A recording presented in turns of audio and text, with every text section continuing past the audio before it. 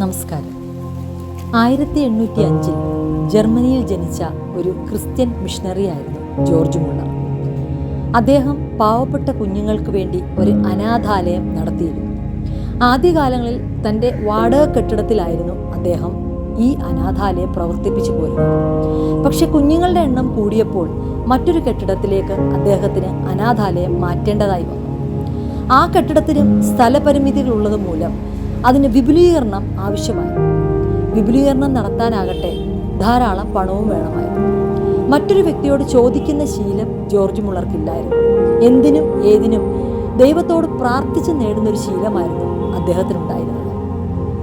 അങ്ങനെയിരിക്കെ ആ കെട്ടിടത്തിൻ്റെ വിപുലീകരണം നടത്തുന്നതിന് വേണ്ടി കുറച്ച് അഡ്വാൻസ് പണം അവർക്ക് കൊടുക്കേണ്ടതായി വന്നു. ചില നാളുകൾ അദ്ദേഹം അതിനുവേണ്ടി പ്രാർത്ഥിച്ചു.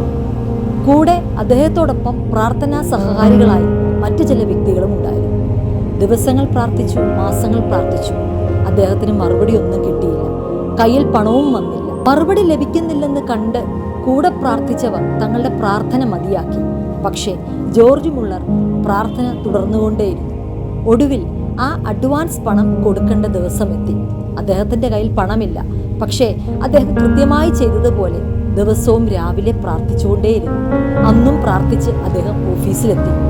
ഉച്ചയോടടുത്ത സമയത്ത് ഒരു വ്യക്തി ഒരു കവറുമായി അവിടെ എത്തി. അത് ജോർജ് മുള്ളറിന്റെ കയ്യിലേക്ക് കൈമാറി. എന്താണെന്ന് മനസ്സിലാകാതെ ജോർജ് മുള്ളർ ആ കവർ തുറന്നു നോക്കിയപ്പോൾ അദ്ദേഹത്തിന് എത്രയാണോ കെട്ടിടം പണിക്ക് പണം ആവശ്യം, അത്രയും പണം ആ കവറിനുള്ളിൽ നിന്നും കണ്ടെത്താൻ കഴിയും. അതുമാത്രമല്ല, ആ കൊണ്ടുവന്ന വ്യക്തി അദ്ദേഹത്തോട് പറഞ്ഞു, ചില ദിവസങ്ങളായി എനിക്ക് ഇവിടെ ഈ പണം നൽകണമെന്ന് വല്ലാതെ പ്രേരണയുണ്ടായി. ഇന്നത്തെ ദിവസമാകട്ടെ രാവിലെ ആ പ്രേരണ ശക്തമായി. അതുകൊണ്ടാണ് ഞാൻ ഉച്ചയ്ക്ക് തന്നെ ഇതുമായി ഓടിയിവിടെത്തിയത്. അത് കേട്ട ജോർജ് മുള്ളർ ആ നിന്നെടുത്ത് തന്നെ മുട്ടുകുത്തി ദൈവത്തെ സ്തുതിച്ചു എന്നാണ് അദ്ദേഹത്തിന്റെ ജീവചരിത്രത്തിൽ എഴുതിയിരിക്കുന്നത്. അദ്ദേഹത്തെ പോലെ നമ്മൾക്കും ഒരുപാട് കാര്യങ്ങൾ ഈ ഒരു സംഭവ കഥയിൽ നിന്നും പഠിക്കാനുണ്ട്. പല വിഷയങ്ങൾക്കും പ്രാർത്ഥിക്കുന്നവരാണ് നമ്മൾ. പല കാര്യങ്ങൾക്കും പ്രാർത്ഥിച്ച് ചിലപ്പോൾ പ്രാർത്ഥന മടുത്ത് നമ്മൾ മാറ്റിവെക്കാറുമുണ്ട്. പക്ഷേ ഇവിടെ ദൈവവചനം നമ്മളെ ഓർമ്മിപ്പിക്കുന്നു. ഫിലിപ്പിയർ 4:9 ഇപ്രകാരം പറയുന്നു, ഒന്നിനെക്കുറിച്ച് വിചാരപ്പെടുന്നു, എല്ലാറ്റിലും പ്രാർത്ഥനയാലും അപേക്ഷയാലും നിങ്ങളുടെ ആവശ്യങ്ങൾ സ്തോത്രത്തോടെ അറിയിക്കുക. ഈ ദിവസങ്ങളിൽ നിങ്ങൾ പ്രാർത്ഥിച്ചുകൊണ്ടിരിക്കുന്ന വിഷയങ്ങളിന്മേൽ ദൈവം തീർച്ചയായും മറുപടി നൽകും.